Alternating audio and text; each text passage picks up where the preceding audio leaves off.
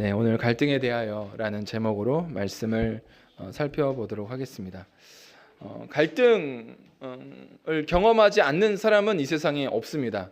네, 우리가 살아가면서 흔하게 보고 듣고 경험하게 되는 것이 바로 갈등이죠. 그러니까 크고 작은 갈등은 우리 가운데 언제나 있습니다. 그래서 작은 모임에서도 갈등은 있고, 큰 모임 가운데서도 갈등은 있고, 심지어 1대1의 관계에서도 갈등이 있을 뿐만 아니라 어떤 경우에는 나 스스로도 나와 나와의 관계 안에서도 갈등을 하는 경우들이 있죠.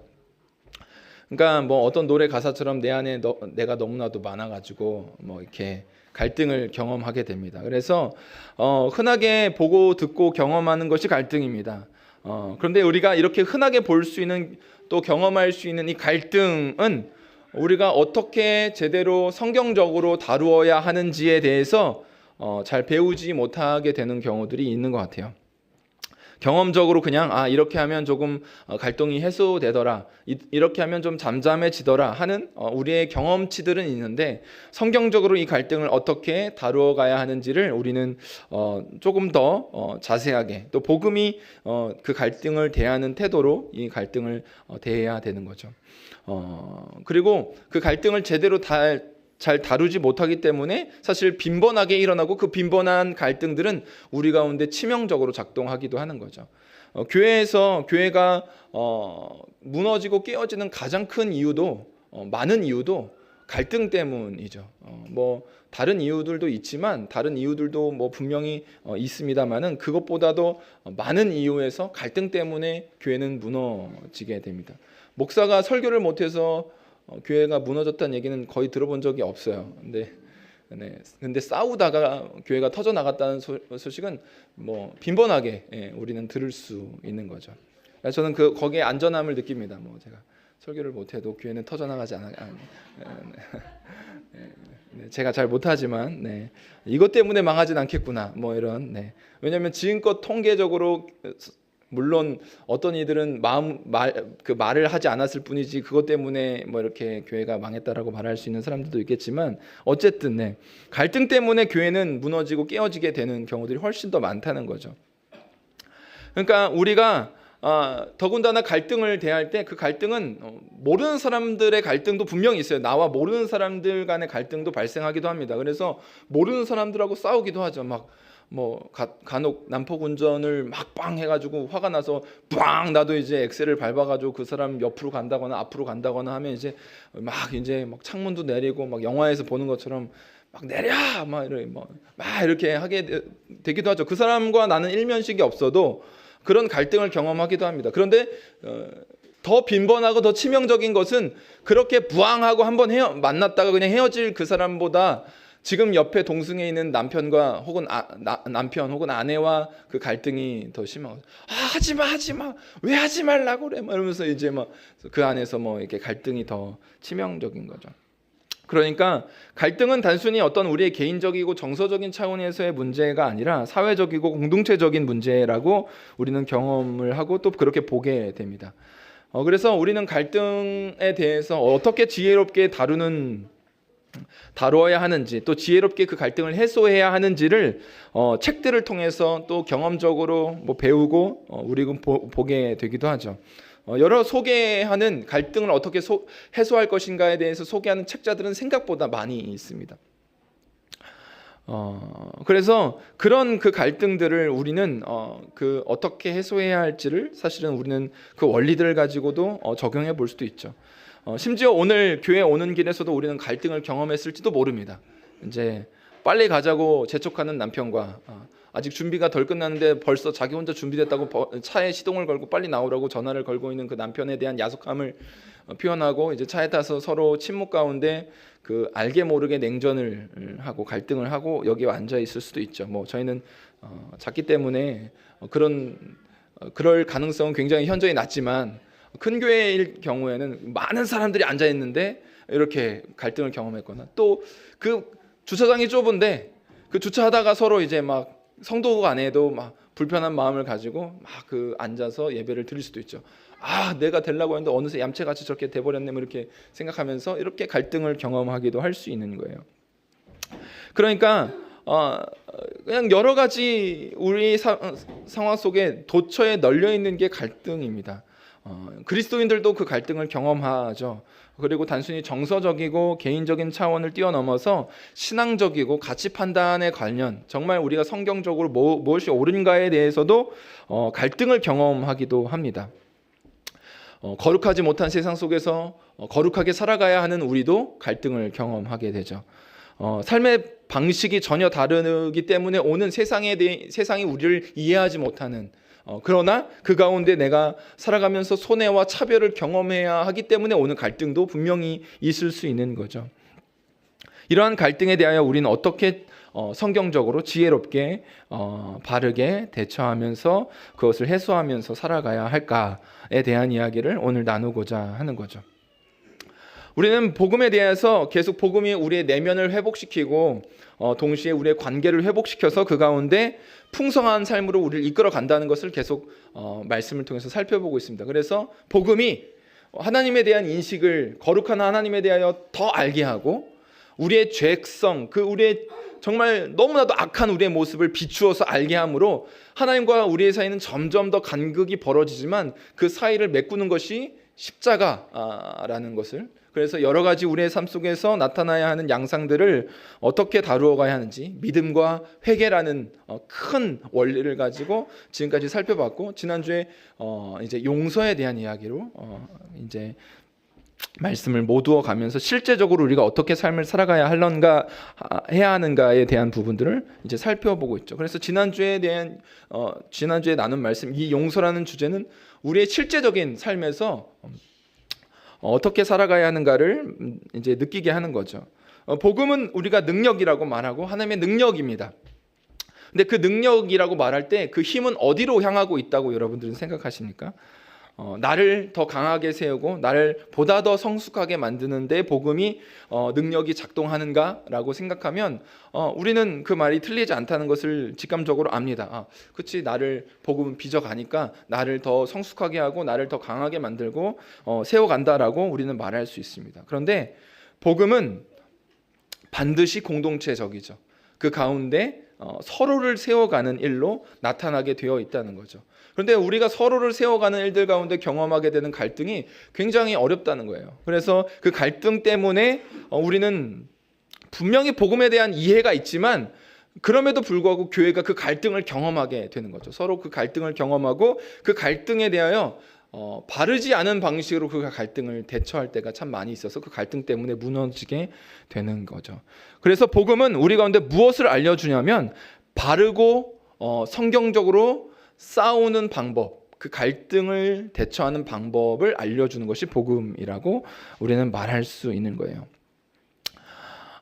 복음은 우리 가운데 올바르게 싸우는 것이 무엇인지를 알려줍니다. 오늘의 이야기는 안디옥 교회에 있었던 이야기입니다. 이제 사도행전에서도 등장을 하는 이야기인데요. 이제 갈라디아서에서 사도 바울이 이제 베드로에 대한 이야기를 언급하면서 이제 이 이야기가 진행이 됩니다. 초대교회에서 가장 영향력 있는 한 사람을 꼽으라면 한 사람 먼저 꼽으라고 하면 여러분은 누가 생각나세요? 네, 우리 친구들 누가 생각나요? 네, 질문도 못 들어서 잘 모르죠. 네. 초대교회에 처음 예수님을 믿었던 사람들이 누구요? 네, 바울 될 수 있죠.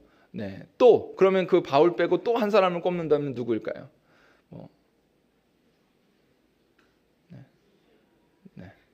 베드로라고 생각할 수 있죠. 왜? 예수님의 수제자니까.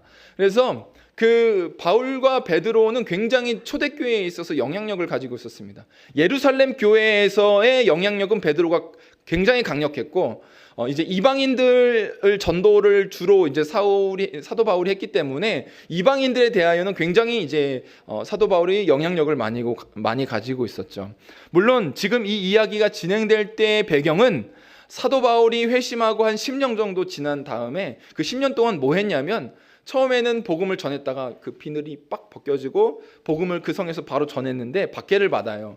그래서 자기 고향으로 내려갑니다. 다소로 내려가서 한 10년 정도 자기가 그동안 배워왔던 구약과 그리고 예수님에 대해서 예수님에 대해 알게 되고 인격적으로 만나게 된 다음에 그 구약의 이야기가 다 예수님에 대하여 설명하고 있다는 것을 그 10년 동안 정리하는 시간들을 가져요. 그래서 10년의 시간이 빕니다. 한 10년 정도의 시간이 비어 있어요.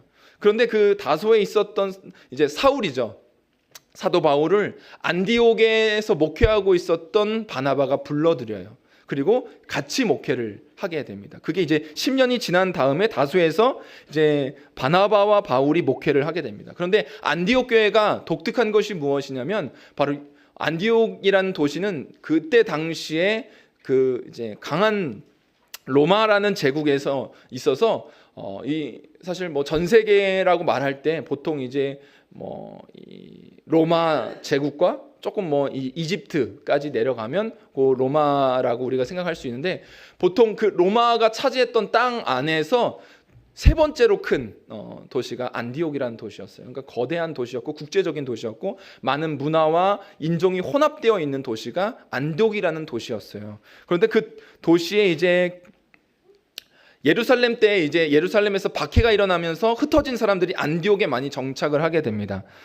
그런데 그 구브로와 구레네 사람으로 인해서 안디옥 교회가 세워지게 되고 여러 가지 국제적인 도시였고 많은 사람들이 모이는 곳이었기 때문에 유대인들도 많았지만 이방인들도 굉장히 많았죠. 그렇기 때문에 그 비율 그대로 안디옥 교회는 이방인들의 비율이 조금 더 많은 그리고 유대인들과 함께 이방인과 유대인이 같이 세워지는 교회로 최초의 교회가 바로 안디옥 교회였습니다.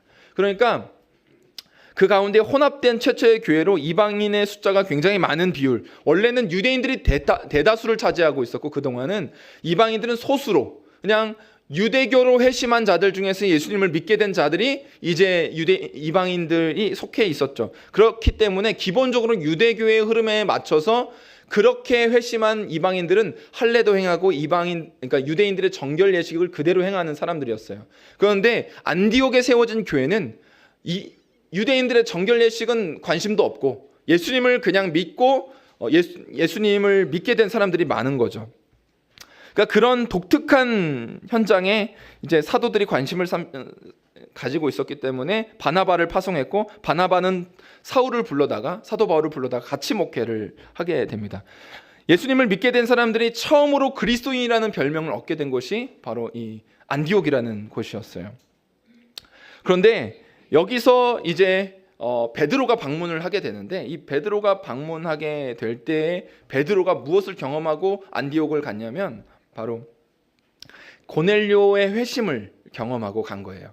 그러니까 그 전까지는 이 베드로는 유대인들에게 복음이 전파된다라는 것으로 거의 생각하고 있었어요. 물론 이방인들도 전파되지만 주류는 아닌 거죠. 늘 비주류에 해당하는 사람들이었어요. 그런데 고넬료의 온 가족이 회심하는 사건 그리고 그 전에 보았던 환상을 통해서 이 이방인들에게도 차별 없이 복음의 은혜가 미치는 거구나라는 것을 깨닫게 됩니다.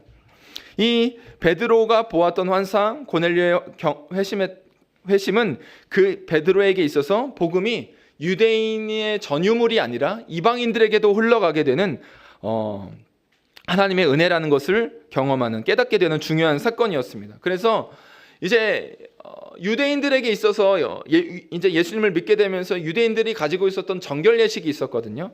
그 중에서 이제 밥 먹는 것, 먹고 마시는 문제는 굉장히 예민한 문제였어요.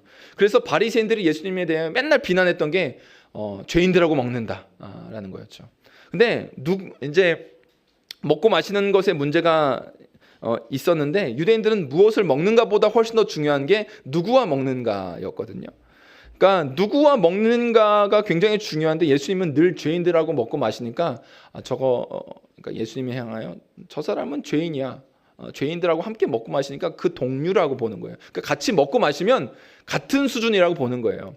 그러니까 유대인들에게는 절대로 같이 식탁에 앉아서 함께 나눌 수 없는 부류가 바로 이방인들이에요. 왜냐하면 자기들은 그들을 향하여 개 돼지로 여겼거든요. 개와 같이 여겼어요.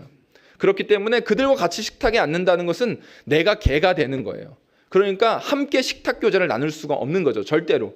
그런 생각을 가지고 있던 사람들이 유대인들이었어요. 그런데 이 베드로가 그래서 그러니까 하나님께서 베드로에게 환상을 보여줄 때 먹는 문제로 그것을 보여주신 거거든요. 죄인들과 함께 식사한다는 것이 그들에게는 굉장히 큰 일이었는데 베드로가 고넬료에게 세례를 주고 온전하게 회심했다는 것을 경험하게 되면서 이 사람들도 예수님을 믿을 수 있는, 복음을 받아들일 수 있는 사람들이구나 라고 생각하게 되면서 그들과 함께 식사를 하게 됩니다. 며칠 묵으면서 고넬료의 집에. 그래서 그때 받았던 비난이 뭐였냐면 너가 어떻게 무할례자들과 식사를 할 수 있느냐라는 거죠. 베드로는 그런 비난을 받았어요. 그렇게 비난을 받고 난 상태에서 이제 안디옥으로, 이제 목회의 일정 때문에 안디옥으로 오게 됐는데 거기서 일이 발생을 하게 됩니다. 이제 베드로와 바나바 그리고 바울, 이제 회심해서 신학을 정리해온 바울과 함께 목회를 막 안디옥 그 큰 교회에서 막 이제 다양한 사람들이 모여 있는 그 교회에서 섬기고 있었는데 여느 때와 같이 베드로는 이방인들과 식사를 했습니다. 그런데 이 예루살렘에서 그때 당시에 수장이었던 야고보, 예수님의 친동생 야고보가 예루살렘에서 이제 베드로 대신해서 수장으로 그 역할을 감당하고 있었는데 야고보가 우리를 파송했다라고 말하면서 온 어떤 무리들이 있었어요. 근데 사실은 맥락을 살펴보면 그 사람들은 야고보에게 의해서 파송받은 사람들은 아니고 이름을 사용한 것뿐이에요. 이용한 거죠. 야고보의 이름을. 왜냐하면 야고보는 유대파 그리스도인들에게 굉장한 영향력을 가지고 있었던 사람이기 때문에 어쨌든 그렇게 이야기를 합니다. 그런데 그때 야고보로부터 왔다라고 하는 사람들이 다가오니까 베드로가 이방인들과 식사하다가 슬그머니 그 식사 자리를 떠나요. 그리고 그렇게 떠나면서 그 교회에 있었던 안디옥 교회에 있었던 유대인들도 영향을 받아서 이제 이방인들과 식사를 하지 않게 됩니다.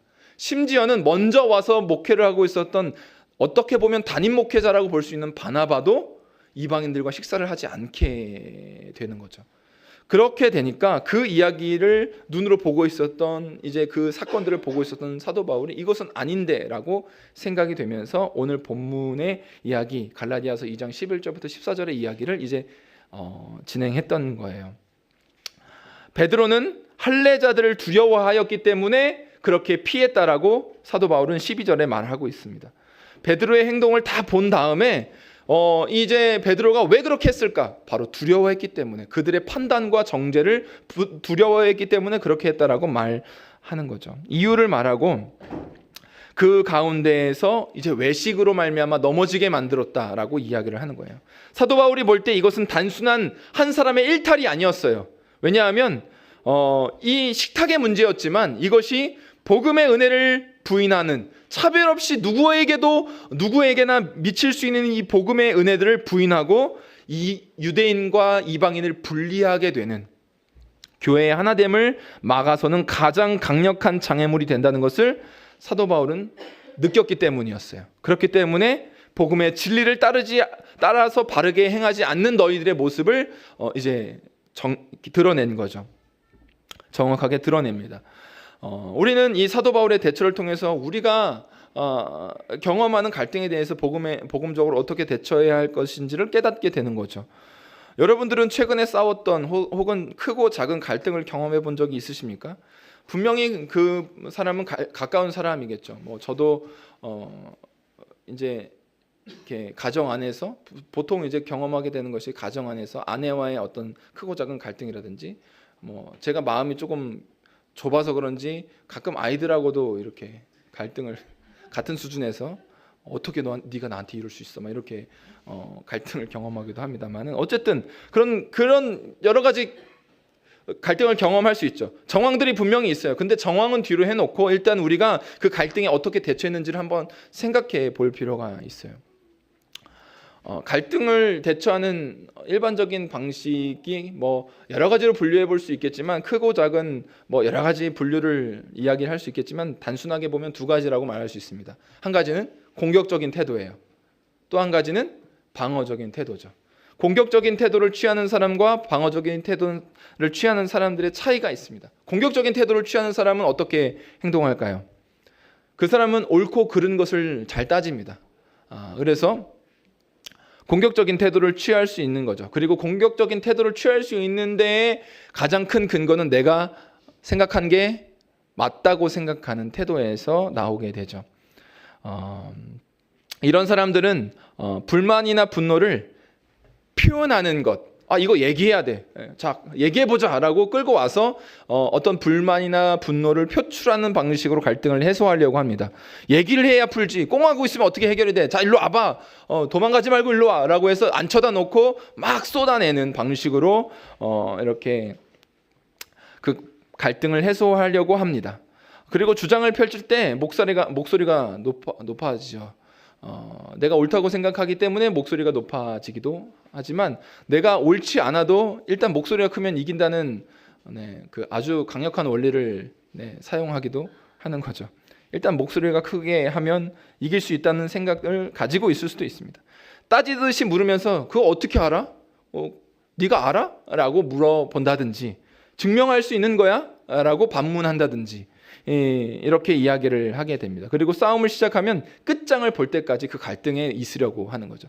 아니 얘기를 왜 마치지도 않았는데 어디 가는 거예요? 여기 앉아봐. 앉아보라고. 어디 가지 말고 여기 있어. 갈등을 아직 뭐 해결이 안 되는데 어디 가는 거야? 라고 이야기를 잘 합니다. 그리고 그 논쟁의 과정에서 누가 이기고 졌는지를 판단합니다. 은연중이든지 무의식 중이든지 그것을 느껴요. 내가 이겼네, 내가 졌네 라는 식으로 그 갈등을 판단하는 경우들이 있습니다. 심지어 나로 인해 시작된 갈등일지라도, 나의 어떠한 것 때문에 시작한 갈등일지라도 그 원인을 상대방에 돌려서 과거로부터 돌아가서 이제 여러 가지 이야기 있었던 일들을 꺼내서 문제를 돌려서라도 언쟁을 지속하는 방식으로 그 갈등을 해소해 보려고 하는, 갈등을 이렇게 해결해 보려고 하는 사람들의 특징이 바로 공격적인 사람의 특징이라고 말할 수 있습니다. 반대로 방어적인 태도를 취하는 사람들은 갈등을 무시하거나 회피하거나 논쟁해야 할 때 침묵하거나 가만히 소극적으로 대할 때가 있습니다. 분노를 표출하기보단 꾹 참죠. 할 말이 있을 수 있지만 내가 안 싸우려고 내가 지금 참는 거야. 내가 말 꺼내면 이게 싸움으로 더 크게 번지니까 그냥 우리가 이 사소한 갈등으로 끝내자. 더 큰 갈등으로 가지 말자라는 식의 생각으로 참는 거예요. 그리고 지금 그 이야기를 꼭 해야 돼? 그게 우리 지금 이 갈등의 진짜 이야기야? 뭐 이런 식으로 이야기한다든지 그게 진짜 중요한 거야? 라고 말한다든지 그런 식으로 반문하고 표현하기도 합니다. 그리고 싸워서 이기는 것보다는 싸움 자체를 피하게 되는 거죠. 논쟁이 격해지는 것을 견디지 못하거나 회피하거나 외면하는 경우들이 있습니다. 이것이 방어적인 태도를 취하는 사람이죠. 이게 일반적으로 볼 때는 갈등을 경험하고 갈등에 대처하는 일반적인 모습이라고 우리는 생각할 수 있습니다. 여러분들은 어떠십니까? 공격적인 편이십니까? 방어적인 편이십니까?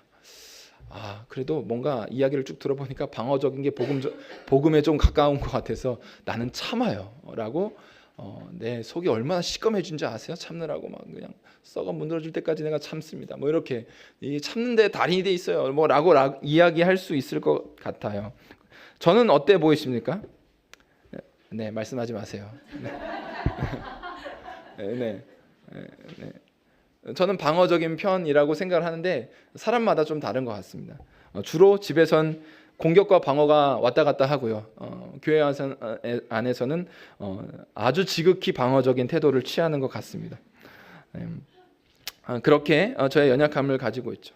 뭐 여러 가지 뭐 갈등을 대하는 나는 공격적이지도 않고 방어적이지도 않고 나는 굉장히 논리적이고 문제를 해결하기 위해서 이야기하지 나는 그렇게 갈등을 공격이냐 방어냐 이런 식으로 대하지 않아라고 생각하는 사람들도 있어요. 그렇게 여러 가지로 우리가 생각할 수 있지만 단순히 이 모든 것들 우리가 갈등에 대하여 대처하는 방식은 발전해 왔고 지금까지도 계속 발전하고 있지만 그 갈등을 성경이 어떻게 바라보고 있는지를 우리는 이해를 해야 하는 거죠. 성경에서 화목해하는 것은 굉장히 중요합니다. 핵심적인 주제로 등장하죠. 왜냐하면 예수님께서 절대적인 갈등의 상태에 있었던 하나님과 우리 사이로 들어오셔서 중재자의 역할을 감당하셨기 때문에 그렇습니다. 그렇기 때문에 화목하게 하는 것은 성경 전반에 걸쳐서 있는 주제예요.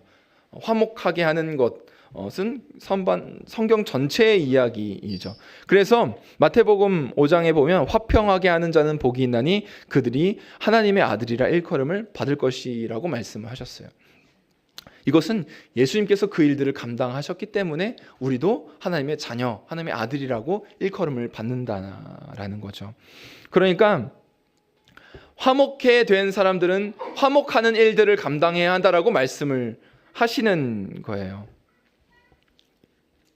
우리가 이 말씀을 들으면서 내 안에 꾹꾹 참으면서 갈등을 회피하는 것이 우리 안에 그래 나는 인내하라고 하셨으니까 나는 지금까지 잘 참아왔고 앞으로도 참을 거야 라고 생각하는 것이 무조건 갈등을 대하는 성경적인 태도가 아니라는 거죠. 사도 바울은 어떻게 이 이야기를 다루어 가냐면 물론 사도 바울은 신학적인 문제, 굉장히 교회 안에서 성경적으로 문제가 될 수 있는 일이었기 때문에 이렇게 다루었습니다. 먼저 공개적으로 베드로를 이야기를 합니다. 베드로를 피하지도 않았고 그에 대하여 험담하거나 괴롭히지도 않았습니다. 그는 그 갈등의 상태에 있는 베드로에게 나아가서 이야기를 시작하죠. 공개적인 자리에서 이야기를 합니다. 공개적인 자리에서 함께 이야기를 시작하는 거죠. 이것은 항상 이렇게 해결할 필요는 없습니다. 1대1의 관계 안에서는 1대1의 관계 안에서 해결해야 하죠. 근데 베드로와 바울의 경우는 공적인 문제에서의 갈등이었기 때문에 이제 그렇게 해결을 한 거예요. 베드로의 죄가 성도들에게 영향을 미칠 수 있었기 때문에 때에 맞춰서 경우에 맞춰서 해결하는 거죠. 사도 바울은 그 가운데 자신의 어떤 사리사욕이나 자신이 옳다는 것을 증명하기 위한 동기로 지금 베드로에게 다가가는 게 아니에요. 내가 생각한 게 옳아. 그렇기 때문에 네가 틀렸음을 증명하고 너 사과해야 돼. 이 갈등을 이렇게 해결해야 돼. 옳음을 증명하기 위해서 지금 바울은 나아가는 게 아니라 복음을 방어하기 위해서 지금 동기가 복음을 방어하기 위한 동기로 행동을 하는 거죠. 그러니까 내 생각, 내 가치관, 내 어떤가 주장하는 기준이 옳다는 것을 증명하기 위한 것이 아닌 거예요. 그래서 14절의 말씀에 보면 그러므로 나는 그들이 복음의 진리를 따라야 바르게 행하지 아니함을 보고 행동한다는 거죠. 복음의 그 진리에 따라서 행동하지 않는 것을 보고 이야기를 한다는 거예요. 개인적인 견해가 아니라 교회와 복음을 위해서 행동한다는 거죠. 그렇기 때문에 우리는 이 이야기 속에서 우리 안에 갈등이 크고 작은 갈등이 분명히 있습니다. 교회 안에서도 있고 우리 가정 안에서도 있고 여러 직장 내 우리가 생활하는 여러 만남들 속에서도 갈등이 우리 가운데 있을 수 있는 거죠. 그런데 그 갈등에 대하여 우리가 먼저 어떻게 동기를 가져야 하는지를 사도 바울을 통해서 살펴볼 수 있는 거죠. 그러니까 내가 옳다는 것을 증명하기 위함이 아니라 복음을 방어하기 위해서 우리는 그 갈등을 먼저 대해야 한다라는 거죠. 또한 그렇게 하기 위해서 우리는 이제 예수님께서 우리 가운데 다가오셨던 방식을 생각해 볼 수 있습니다. 복음 안에서 우리 안에 다가오신 하나님과 같이 우리는 행동하는 거죠. 하나님이 만약 공격적이신 분이셨다면, 공격적으로 우리를 대하셨다면 그분의 진노는 미루어지지 않고 우리한테 쏟아졌을 겁니다. 우리가 잘못했을 때 하나님과의 그 죄 때문에 있는 그 갈등 상태에서 하나님은 우리에게 공격적으로 대하셨다면 진노하시고 분노하시고 혼내셨을 거예요. 그러나 그렇게 행동하지 않으셨어요. 길이 참으셨죠. 또 반대로 하나님이 회피적인 방어적인 성향을 가지고 계셨다면 애초에 우리를 떠나셨을 겁니다. 우리와 함께 하려고 하지 않으셨을 거예요. 그러나 주님은 우리와 함께 하시기 위하여 행동하셨죠. 그렇기 때문에 그분은 우리를 떠나지 않고 우리를 혼내지 않고 단순히 정죄하고 분노를 쏟아내는 방식이 아니라 그분은 은혜와 진리 가운데 우리와 같이 되셨고 자기를 내려놓는 방식으로 우리에게 다가오셨어요. 그리고 우리를 위해서 온전히 희생하심으로 화해의 길을 열어놓으신 거죠. 우리 가운데 우리가 경험하는 갈등들은 참 크고 작은 갈등이 있어서 때때로는 쉽게 해소가 되기도 하지만 그 갈등이 어려워서 그 갈등을 해소한다는 것이 너무 막연해 보이기도 하는 그런 갈등들이 있죠. 목회자로서 어려운 것들이 바로 그런 것 같아요. 갈등을 해소하는, 갈등을 다루는 문제가 설교하는 것보다 훨씬 어려운 것 같습니다. 말씀은 설교는 사실 하나님 앞에서 하나님과 나와의 관계 안에서 씨름하는 문제지만 갈등은 사람과 사람 사이에서 그 일들을 다루어 가야 하기 때문에 그렇죠. 그렇기 때문에 우리가 아까 기도도 해주셨지만 수련회를 통해서 하나 되자라는 이야기를 함께 하나 되는 교회에 대한 이야기를 할 때 우리가 함께 나누었던 것처럼 평안에 매는 줄로 하나 되게 하신 그 성령께서 하나 되게 하신 것을 우리가 힘써 지켜야 하는 거죠. 그런데 그 과정을 어떻게 우리가 해야만 하냐면 바로 예수님께서 나를 위하여 행하셨던 방식으로 우리는 갈등을 대처해야 하는 거죠. 너를 위한 나, 이 김정민 목사님이 얘기했던 것처럼 온전히 너를 위한 나로 존재해야 하는 거죠. 사실은 그것이 어렵지만 예수님께서 그렇게 행하셨고 우리를 위하여 그렇게 다가오신 거죠. 단순히 의견이 일치가 되고 그냥 우리가 서로의 것을 포기하면 뭔가 의견을 포기하면 되는 것이 아니라 복음을 이루기 위한 동기를 가지고 우리가 그 가운데 어떻게 복음이 이루어지는가를 생각해 봐야 한다는 거예요. 초대교회에서 갈등이 가장 많았던 교회를 하나 꼽으라면 고린도 교회를 꼽을 수 있습니다. 여러 가지 문제가 많았어요. 그런데 그 문제를 다루고 갈 때 사도 바울은 분명히 선을 그는 것이 하나가 있습니다. 바로 믿음이 강한 자와 약한 자의 관계 안에서 다루어야 할 문제와 동역자들 사이에서, 그러니까 믿음이 있다라고 보여지는 사람들 사이에서의 문제를 정확하게 구분을 하는 거예요. 그러니까 우리가 동역자 간의 문제, 서로 믿음을 가지고 함께 세워가는 일들 가운데 다루는 문제, 오늘 사도 바울과 베드로의 문제들처럼에서는 서로의 믿음 안에서 복음의 가치를 가지고 서로 대화할 수 있는 사람들과의 그 가운데서는 서로 가감없이 복음을 가지고 서로 어떤 문제를 드러내야 하는 거죠. 그런데 믿음이 연약하거나 믿음이 없는 자들에 대하여는 우리가 단순히 복음의 방식으로 복음의 가치를 가지고 할 때 이 사도 바울이 이 베드로의 어떠한 문제를 드러내기 위한 방식으로 하는 것이 그대로 적용될 수가 없습니다.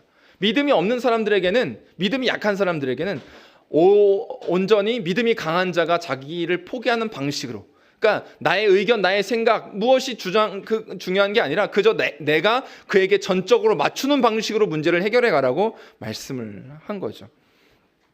단지 그것이 구원에 관한 것이 아니라면 모든 것을 포기할 수 있어야 한다는 거예요. 그 흔하게 우리가 그것을 아디아포라라고 이제 조금 헬라어로 우리가 이야기를 할 수 있는데, 이 아디아포라의 문제는 뭐냐면 구원에 관련되어 있지 않은, 그러니까 핵심적인 구원에 관련되어 있지 않은 문제들. 예를 들자면 제가 예전에도 설교 때 이야기한 것처럼 이렇게 옷에 대한 문제라든지, 예를 들면 드럼을 교회에서 치느냐 마느냐의 문제, 심지어 여러분 어떻게 생각하시는지 모르겠지만 담배를 피느냐 마느냐의 문제, 여러분 그 담배를 피면 하나님의 나라 못 들어갑니까? 그렇지는 않습니다. 그러니까 그것은 아디아포라라고 말할 수 있는 거예요. 그러니까 아디아포라의 문제인 거죠. 그러니까 거기에서 우리가 믿음이 연약한 자를 위해서 어떻게 행동해야 하는가를 이야기를 합니다. 그런 갈등의 문제, 분명히 내가 볼 땐 저 틀렸어요. 왜 담배를 피지? 예수 믿는 사람이 어떻게 담배를 필 수 있어? 라고 생각할 수 있죠. 술 마시는 거, 제가 청년들 대하면 청년들 중에 이제 직장 생활 하다가 보면 그런 술 마시는 유혹이 너무 강한 거죠. 그러니까 술을 마시게 되는 때가 있어요. 그리고 맥주 한 잔 정도야 내가 술 취하지 말라고 했지 술 먹지 말라고는 안 했으니까 취하지만 않으면 돼. 나 술이 세니까 내가 소주 2병까지는 거뜬하니까 괜찮아. 이렇게 생각하면서 이제 그 전까지 필름이 끊기지 않으면 취하지 않은 거야. 이렇게 생각하면서 술을 마신다거나 이렇게 할 수 있는 거죠. 그런데 그 사람들에게 대해서 어떻게 예수 믿는 사람이 술을 마실 수 있어? 라고 이야기를 할 수도 있는 거죠. 어떤 내 기준을 갖고 있는 사람들은 그렇게 이야기를 할 수 있는 거예요. 그런데 그것이 술을 마시면 지옥 갑니다 라고 성경은 이야기하지 않았어요. 술을 마셔도 예수 믿으면 구원 받습니다. 그런데 이런 아디아포라의 문제 속에 우리가 믿음이 강한 자가 믿음이 연약한 자에 대해 어떻게 대할 것인가를 사도 바울은 여러 가지 문제에서 이렇게 이야기합니다. 믿음이 강한 자가 믿음이 연약한 자를 위하여 자기의 권리를 포기하라는 거죠. 그러니까 자기를 낮추고 내가 볼 때 믿음이 연약한 자들이 그것 때문에 어떻게 그렇게 할 수 있어 라고 보여지는 일들이 있어도 그것이 지금 당장은 그들이 뭐 유혹을 받아서 그리고 아직 내가 예수 믿은 지 얼마 안 돼서 담배를 못 끊겠고 여전히 그게 기호식품이니까 그냥 필 수 있는 거 아니야 라는 생각을 가지고 있어서 단순히 그런 생각을 할 수도 있는 거죠. 그런데 그 문제에 대하여 믿음이 강한 자가 믿음이 연약한 자를 위하여 기꺼이 나의 권리와 내 생각을 포기할 수 있어야 한다는 거죠. 그것이 예수님이 우리 가운데 다가오신 방식이었다는 것을 사도 바울은 이야기를 하는 거예요. 그러면서 그냥 단순히 다 포기함으로 내버려 두라는 게 아니라 그들을 가르치고 세워가는 방식으로 점차 그들이 믿음이 강한 자가 되도록 만들어 가라는 거죠. 제가 여기까지 올라왔다가 얘기하지 않는 것 중에 한 가지가 있습니다. 예배를 드릴 때 우리 친구들의 말씀을 듣는 태도예요. 9개월 동안 제가 여기까지 올라왔다가 한 번도 얘기하지 않은, 사실은 딱 한 번 얘기했습니다. 딱 한 번 종이접기 그만하고 앞에 보세요를 딱 한 번 얘기한 적이 있어요. 여러분 기억 안 나실 수도 있겠지만 저는 엄청 혼낸 적이 없어요. 네. 왜 엄청 오해를 살 수 있는 말을 하시는데 저는 예배를 드려야지라고 얘기를 했지. 네, 엄청 혼내지 않았어요. 잠깐만요. 이 갈등의 문제, 지금 갈등이 발생하고 있어요. 네, 믿음이 강한 자가 믿음이 약한 자를 위해서 내려놓아야겠죠. 엄청 혼냈다고 느낄 수 있어요. 맞아요. 네, 그럴 수 있어요. 근데 저는 제 입장에서는 그렇게 엄청 혼낸 게 아니거든요. 근데 그냥 말로 예배를 드려야지 어떻게 그 종이접기만 할 수 있겠니? 예배를 드려야지라고 저는 얘기를 했는데 엄청 혼났다고 생각을 하는 거죠. 네, 그럴 수 있어요. 네, 믿음이 강한 자가 믿음이 연약한 자를 위해서 권리를 말하기를 포기해야 되죠. 자, 그럴 수 있죠. 제가 9개월 동안 그래도 가르쳐야 되니까 여기까지 막 올라왔다가 얘기하지 않은, 지금 벌써 얘기했죠 오늘. 그러니까 한 번 또 얘기한 거예요. 근데 이러한 부분들에 대해서도 우리가 어떻게 보면 어떻게 저렇게 행동할 수 있지? 그리고 저는 솔직히 목사이기 때문에 목사 아들, 목사 딸을 둔 아버지로서 본이 돼야 되지 않나?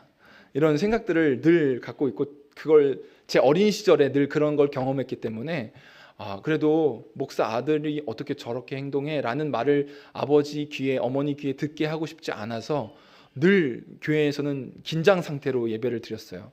막 누구보다도 박수 열심히 치고 누구보다도 찬양 크게 하고 아멘 소리는 약간 부끄러워서 크게 하진 않았지만 왜냐하면 너무 조용한 교회였어서 아멘을 크게 하지 않는 교회였거든요. 그래서 아멘은 크게 하지 않았지만 그래도 엄마는 들릴 수 있게 아멘 아멘 아멘 뭐 이렇게는 했어요.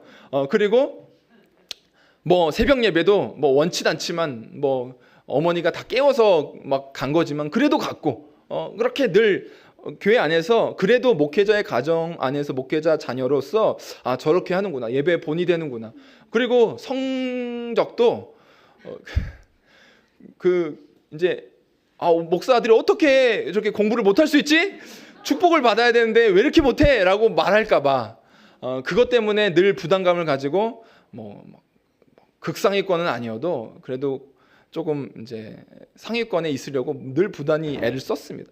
그러니까 그게 뭐 제가 공부를 좋아하거나 잘하고 싶어서 그냥 스스로 성공하고 싶어서가 아니라 남들 눈에 그냥 그렇게 보여지는 것들 때문에 영향을 받아서 늘 그렇게 했어요. 그래서 제가 이제 목사의 길을 걸어가면서 저 아이들이 그걸 선택한 게 아니니까 그걸 이야기를 안 하려고 굉장히 노력을 합니다. 집에서도 얘기를 안 하려고 굉장히 노력해요.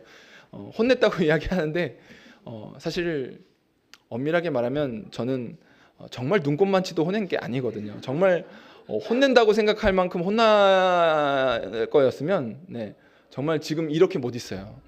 그런데 그렇게 하지 않으려고 전 부단히 애쓰는 거죠. 저 아이가 정말 진정으로 말씀 앞에 반응할 수 있도록 기다리는 시간이 나에게도 필요하겠다라는 생각이 들어서 사실 아이들에게 얘기를 하지 않는 거죠. 꿋꿋이 종이접기를 하라는 말은 아니에요. 말씀을 들어야 되고 말씀을 들으려고 해야죠. 근데 너무 들을 때 힘들 때는 그냥 또 종이접기를 해도 지금은 괜찮아요. 괜찮아요. 뭐 하라 듣고 장려하는 건 아니지만 할 수 있어요. 괜찮아요. 근데 우리가 이런 문제들 앞에서 결국엔 우리가 포기하지 않는 나의 옳다고 생각하는 것 혹은 나의 기준, 나의 생각이 있기 때문에 그 갈등의 가운데는 갈등이 발전하는 거죠. 그리고 성경적으로 해결하기가 어려운 거예요. 그리고 그 안에는 분명 내 안에 포기하지 않는 욕심이 담겨 있어요. 내 욕심이 있어요. 그래서 그 욕심 때문에 결국 우리는 모든 갈등의 상황들 속에 갈등을 회피하는 방식이든지 공격적으로 나아가는 방식이든지 그 갈등을 성경적으로 해소하지 못하게 되는 결론을 맞이하는 거죠. 그 욕심 때문에. 그렇기 때문에 우리는 예수 그리스도께서 우리 가운데 다가오셔서 어떻게 자기를 포기하셨는가를 늘 바라보고 그 갈등의 상황 속에서 사도 바울이 지금 베드로의 관계 안에서는 이렇게 드러내긴 했지만 그것은 동역자의 관계 안에서는 그렇게 해결할 수 있고 그 믿음이 강한 자와 연약한 자 사이에서 이제 막 믿음을 갖거나 이 믿음이 없는 사람들을 향해서는 자기의 권리를 포기하는 방식으로 교회를 세워가야 한다라고 말하는 거죠. 그렇기 때문에 우리가 화평한 일과 서로 덕을 세우는 일에 힘쓰나니 음식으로 말미암아 하나님의 사업을 무너지게 하지 말라고 이야기를 했어요. 그러니까 사랑, 화평하는 일, 덕을 세우는 일을 위해서 우리는 가야 되는데 음식 때문에 먹고 마시는 문제 때문에 하나님의 일을 막지 말라는 거죠. 그러니까 본질적으로 우리가 그 가운데 조금 자유할 필요가 있다라고 이야기를 하면서 믿음이 강한 자가 연약한 자를 위하여 서로 덕을 위해서 절제할 수도 있고 맞춰갈 수도 있는 것이라고 말을 하는 거예요.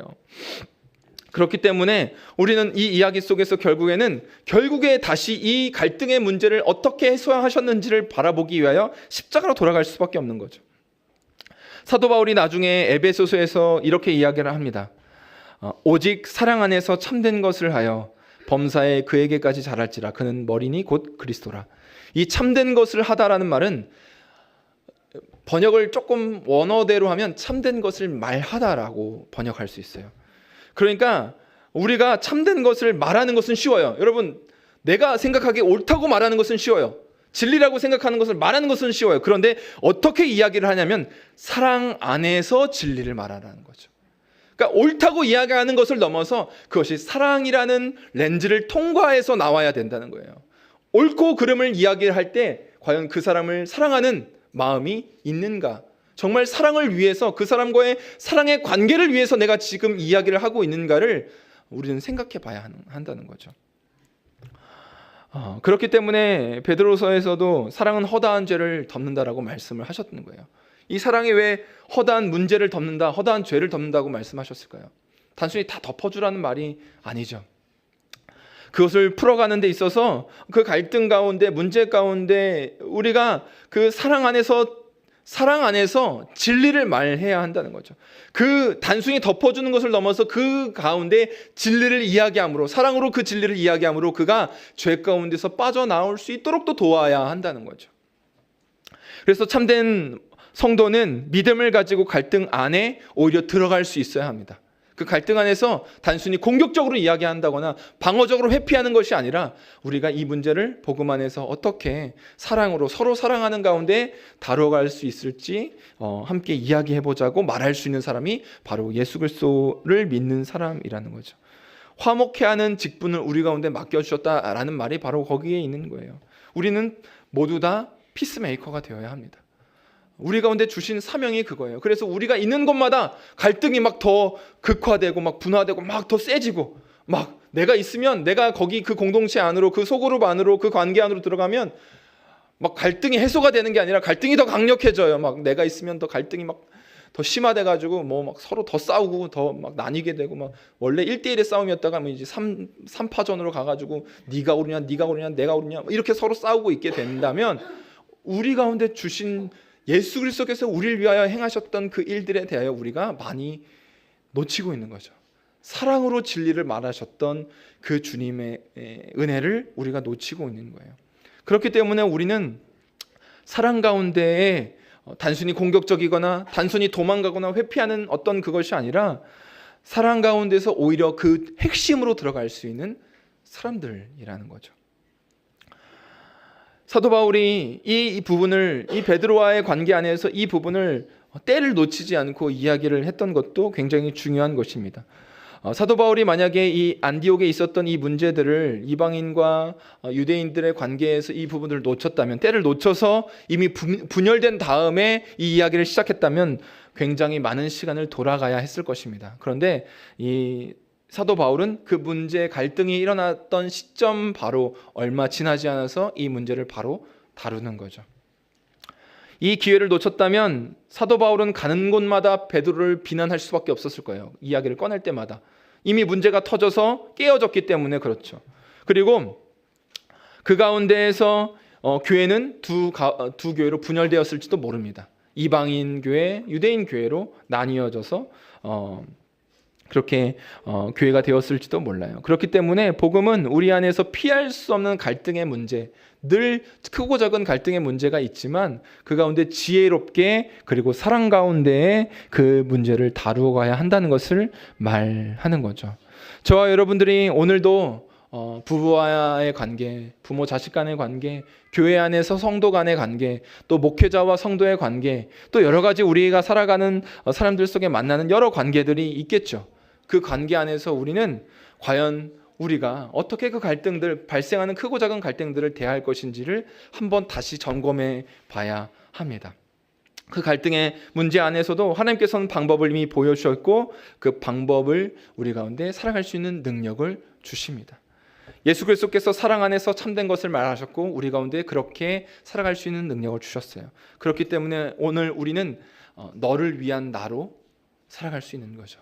내가 온전히 사랑하기 때문에 기꺼이 나를 내려놓고 헌신하는, 그리고 그 사람도 그런 사랑을 통해서 자기를 포기하고 자기의 욕망과 욕심을 내려놓고 타인을 위한 자기 자신으로 존재할 때 우리는 서로가 서로를 위하는, 사랑으로 서로를 세우는 아름다운 관계로 갈등의 문제에 대해서도 지혜롭고 건강하게 해결해 나아가는 하나님의 사람들로 세워질 것입니다.